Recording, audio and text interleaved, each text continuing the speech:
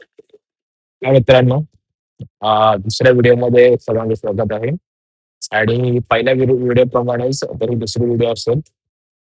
So आता ह्या दुसऱ्या व्हिडिओ याच्यामध्ये जर तुम्ही एपिसोडमध्ये बघितलं, दुसऱ्या एपिसोडमध्ये सॉरी व्हिडिओ नाही, एपिसोडमध्ये बघितलं तर एक प्रॉब्लेम स्टेटमेंट दिलंय. तर तो प्रॉब्लेम स्टेटमेंट असं आहे, की त्याच्यामध्ये जर तुम्ही बघितलात, तर आपल्याला नेक्स्टचे अरेज दिलेत. त्याच्यामध्ये जर तुम्ही बघितलं तर त्याच्यामध्ये आहेत नेक्स्टचे अरेज. ह्याच्यामध्ये 2, 4, 2, 4, 4, 6, 1, 1, 1 असे नेक्स्टचे अरेज आहेत. आणि त्याच्यामध्ये ते म्हणलं, की जे त्यांचा जो प्रोडक्ट आहे. प्रोडक्ट म्हणजे काय तर गुणाकार. गुणाकार करून जी त्यांची गुणाकार करून जी बेरीज येते, त्याला म्हणतात प्रोडक्ट. सो असं म्हटलंय, की ते डिपोझिशन काय होते ॲज पर देअर प्रोडक्ट. जर तुम्ही इथे म्हणालात तर 101 आहे, 120 आहे, 48 आहे. प्रत्येक प्रत्येक अरेचं जो प्रोडक्ट आहे ते. तर आता काय करायचं याच्यामध्ये तर 246 आणि याचा अर्थ की जो 111 आहे, तो मला रिपोझिशन करून करायचा आहे 246 च्या जागी. जर तुम्ही म्हटलं की एक हा 48 पेक्षा लहान असेल असं करावं लागेल. त्याच्यानंतर 456 च्या जागी मला 246 आणायला लागेल आणि 246 आणायला लागेल आणि लास्टला जो 456 असेल तो 111 च्या जागी आणायला लागेल आणि 111 246. तर अशा प्रकारचं आहे. पण त्याच्यामध्ये अजून एक कंडिशन अशी दिली आहे, की जो सिंगल एलिमेंट असतील, ते स्वतःची जागा बदलणार नाहीत. सिंगल एलिमेंट जे असणार आहे, ते स्वतःची जागा बदलणार नाही. कारण त्याची जिथं आहे तिथं ठेवायचं. सो आता त्याच्यामध्ये अशा पद्धतीचं सॉल्व्ह करायचं की एकदम म्हणजे इथे रट्टा मार अशी गोष्ट नाहीये.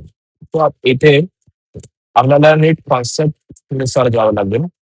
सो पहिली अशी गोष्ट आहे, की मला पहिला आधी जे नेस्टेड अरेज आहेत, ते ह्या अरेमधून पहिलं बाहेर काढायला लागतील. तर तुम्हाला पहिल्या एपिसोडमध्ये दाखवल्याप्रमाणे मी फिल्टर मेथड ही यूज केली होती. तिथे आता आपण ही तीच यूज करणार आणि ती हेल्प करेल मला, की हे जे नेस्टेड एलिमेंट्स आहेत, ते मला बाहेर काढण्यात येतील. सो मी काय करेन, एक नेस्टेड नावाचा एक व्हेरिएबल तयार करेन आणि त्याला एक त्याच्यामध्ये त्याला असाइन करेन, की जो अरे आहे, त्या अरेमध्ये मला एक फिल्टर लावायचा आहे. तर तो फिल्टर लावून काय करेल, आधी सांगितल्याप्रमाणे इथे कॉलबॅक फंक्शन असेल. त्या कॉलबॅक फंक्शनमध्ये तो काय करेल, की रिटर्न करेल, की जर अरेमध्ये जर अरे असतील, तर त्यासाठी मला काय करावं लागेल, परत एकदा मला व्हॅल्यू याचा एलिमेंट पास करावा लागेल. तर तुम्ही जर जर एलिमेंट त्यातले जर नेक्स्ट अरे असेल, तर ते आपल्याला इथे फिल्टर आउट करायचं. जर आता ह्याच्यामध्ये आपल्याला प्रोसेस अशी करायची, आता आपल्याला हे आपण फिल्टर आउट केलं. सो आता ह्याच्यानंतर मला काय करायचं, की जे 456 246 456 आणि 111 यांची मला पोझिशन बदलायची आहे. तर त्यासाठी मी आधी तुम्हाला सांगितल्याप्रमाणे पहिल्या ह्याच्यामध्ये सांगितल्याप्रमाणे आपल्याला रिड्यूस मेथड असते, ती यूज करावी लागते. सो मी आता काय करेन, तो नेस्टेड आहे. मग नेस्टेडमध्ये त्या अगोदर आपल्याला काय करावं लागेल, सॉर्ट करावं लागेल. कारण हे एक सिंपल अशी मेथड नाही, ती रिड्यूस पण वापरायला लागेल, रिड्यूस आपल्याला सॉर्टमध्ये वापरायला लागेल. बिकॉज फर्स्ट आपल्याला ह्या प्रत्येक तिन्ही यांना कंपेअर करायचं आहे.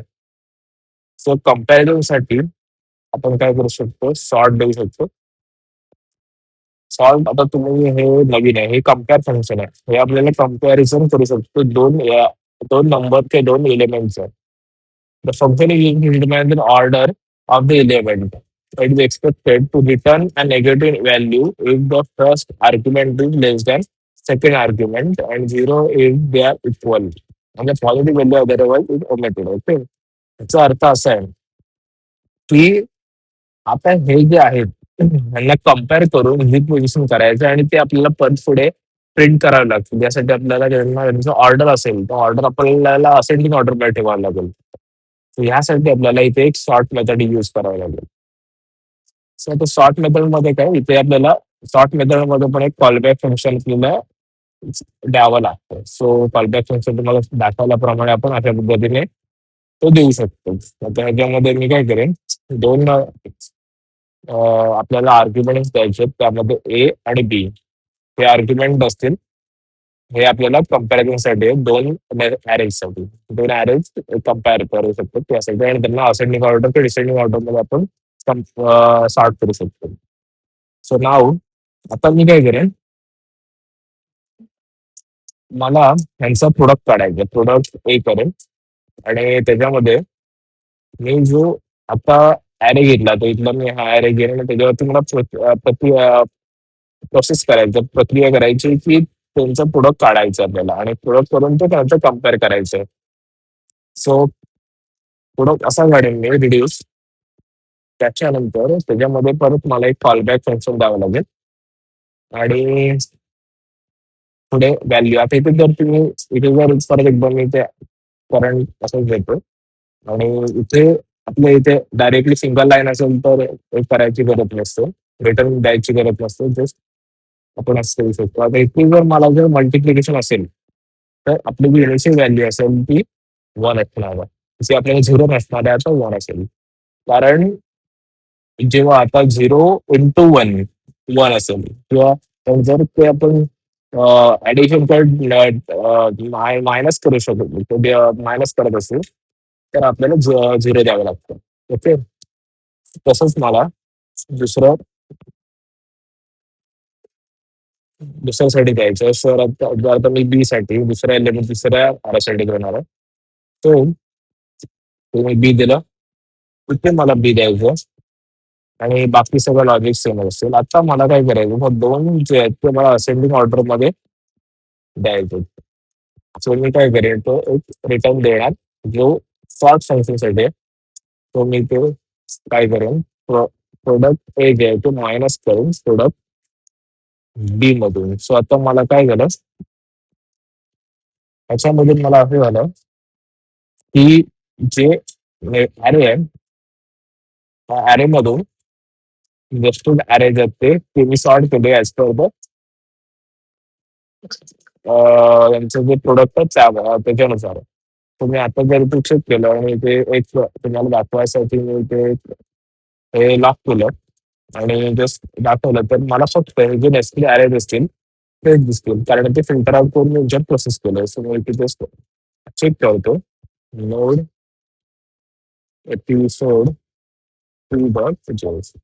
तर आता तुम्ही बघत असाल, जे आपल्याला जी गोष्ट पाहिजे 1.1 पुढे पाहिजे, 246 आणि 456. आता आपल्याला ह्याच्यामध्ये असं आहे, की आपल्याला त्या हे जे सर्व आहेत, हे हे जे नसले अरे परत मला ह्याच्यामध्ये ह्या जो मेन ॲरे आहे, ह्या मेन ॲरेमध्ये मॅप करायचे.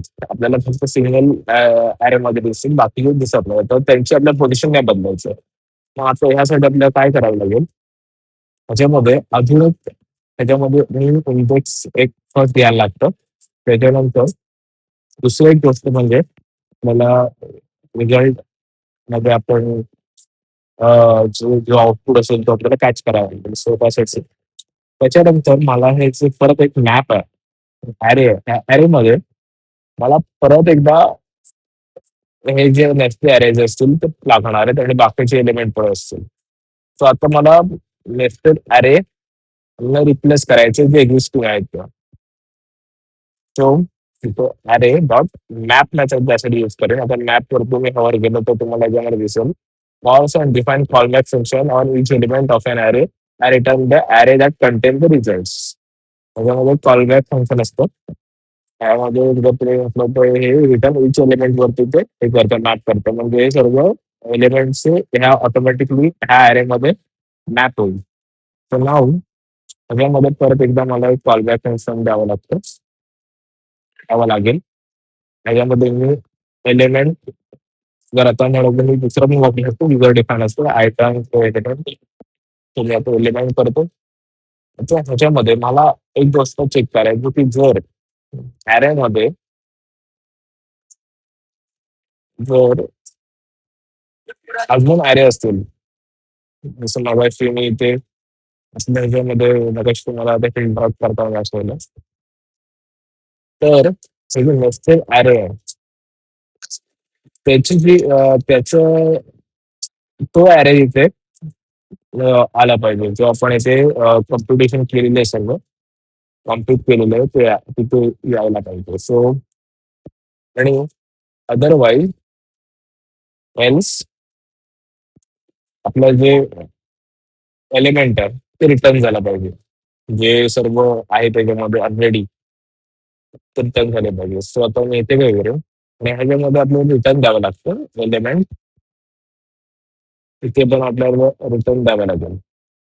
सो आता जर मी ते चेक केलं तर इथे बऱ्यापैकी आपलं जे कॉम्प्युटेशन आपण आपल्या राज्याप्रमाणे गेलो तर गोष्टी व्हायला पाहिजे. सो इथे काय करतो, इथे कॉन्सल करतो आणि इथे रिझल्ट त्यामध्ये लागतो.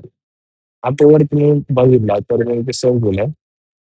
तर नाव आता पूर्ण आपलं हे कोड कंप्लीट झालंय. तर आपण बघूया हे एक्सपेक्टेड आपल्या ह्याच्याप्रमाणे रन होतं का नाही ते. तर आता मी परत एकदा रन करतो. Yes, that's right. तर आपल्याला जे एक्सपेक्टेड आउटपुट होतं ते मिळालं 111 पुढे. त्याच्यानंतर 246 जस्ट मागे जी आपण रिप्लेस केलंय ते आणि त्याच्यानंतर हे होतं. सो जर मी ते जर मी ते जे एक्सपेक्टेड आहे आउटपुट ते देतो आणि तुम्ही ते चेक करू बघू शकता की हे आपला जे आउटपुट आहे इथे चेंज झाला आहे जसं आपल्याला पाहिजे तसं. So that's it. हेच होतं. सो लाईक करा, सबस्क्राईब करा.